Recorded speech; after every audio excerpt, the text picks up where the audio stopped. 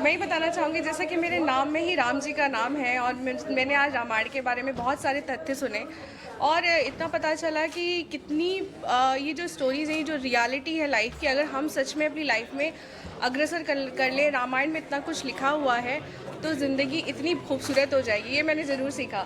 और हितेश गुरु जी यहाँ पे हैं, इनको मैं बहुत मानती हूँ। काफ़ी टाइम से उनसे मिली नहीं हूँ, लेकिन इनका आशीर्वाद मेरे पर हमेशा बना रहा है। और एडम्स एंटरटेनमेंट की टीम, फैज़ अली वागले और जुनैद शेख जी, हमेशा हम साथ में रहते हैं, तो आज बहुत अच्छा लगा यहाँ पे आकर। क्या कुछ कहना चाहिए जिस तरह का कार्यक्रम रखा, काफी हुआ है और साथ में एक थे जो एरम बाबा के, वो भी आपको मिलने के लिए उत्साहित, क्या उनसे भी मुलाकात हो गई, क्या कुछ करेंगे? एरम जी के बारे में सबसे पहले मैं कहना शुरू करूंगा कि हम तो माँ के उपासक हैं। हम जहाँ स्त्री को देखते हैं, अपनी पत्नी को भी देखते हैं, तो अपना सर उनके पैर पे लगाते हैं। हर स्त्री जो किसी को जन्म दे सकती है, ईश्वर ने हमको जन्म दिया है, वो माँ भगवती है।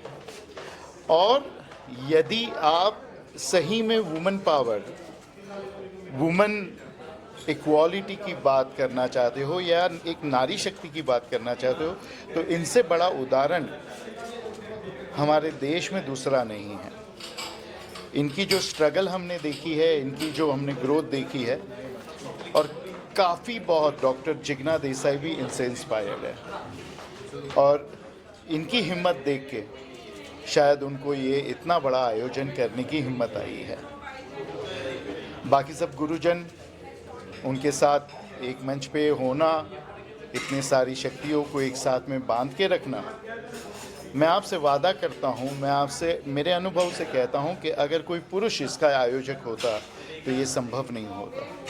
इतने सारे, देखो, जहाँ यश है, जहाँ ज्ञान है, वहाँ अहंकार तो आएगा ही आएगा।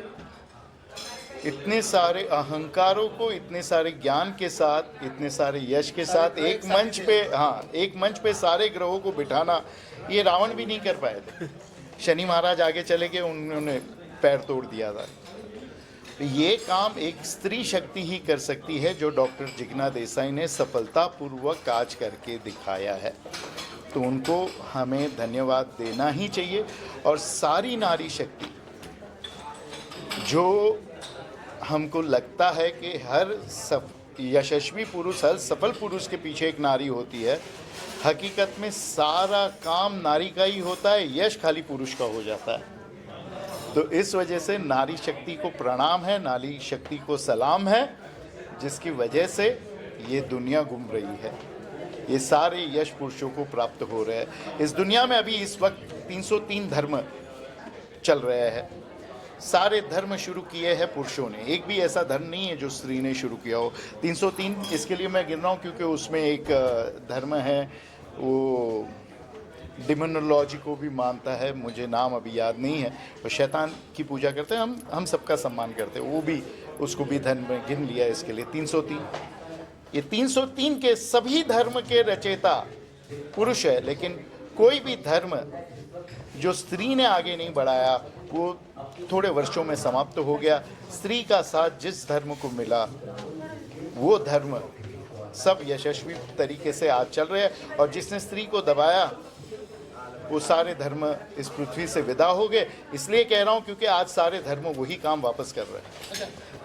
आप क्या कुछ करेंगे? जिस तरह से महाराज जी ने कहा कि आपका देखकर जिग्ना को भी हिम्मत आई है, मतलब क्या कुछ करेंगे इस बारे में? कुछ ऐसे हादसे होते रहते हैं ज़िंदगी में। मेरे प्रियजनों को पता चला तो जिग्ना देसाई, वो मेरी बहुत पुरानी मित्र हैं और वो एक नई दिशा गुरुकुल फाउंडेशन चला रही हैं और बहुत टाइम से, और उनकी तरक्की मैंने देखी है। उन्होंने भी प्रिडिक्ट किया था, वो टैरो कार्ड रीडर है, एक बहुत मशहूर मुंबई की टैरो कार्ड रीडर है। उन्होंने कुछ चीज़ें प्रिडिक्ट करी थी जो वाकई में सही हुआ। तो यही है कि मैं ये चीज़ को मानती हूँ, उनके प्यार और विश्वास के लिए मैं यहाँ पे उनको सपोर्ट देने आई थी।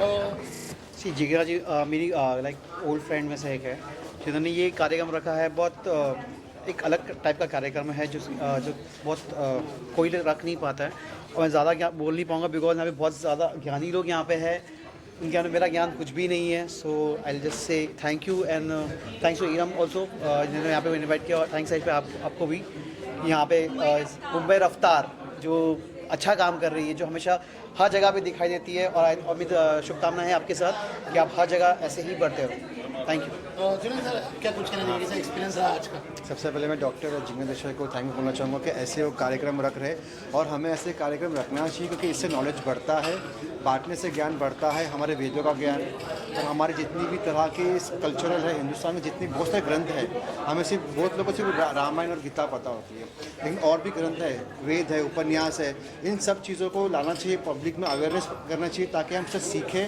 और हमारे इस देश को, हमारे कल्चर को, ह्यूमैनिटी को आगे बढ़ाए और एक अच्छी ज़िंदगी सिर्फ हमें नॉलेज से ही मिल सकती है। दुख का नाश सिर्फ जो ग्रंथ है वही कर सकते, चाहे कोई भी धर्म ग्रंथ हो जाए, लेकिन हम फॉलो नहीं करते, उस पर इम्प्लीमेंट नहीं करते। तो हमें ऐसे कार्यक्रम करना चाहिए जिसके थ्रू हम मैसेज पहुँचाएँ, मीडिया के थ्रू पहुँचाएँ और हर एक को पता चले कि सही क्या है, गलत क्या है और उस मार्ग पे, उस दिशा पे हम चलें। Thank you so much.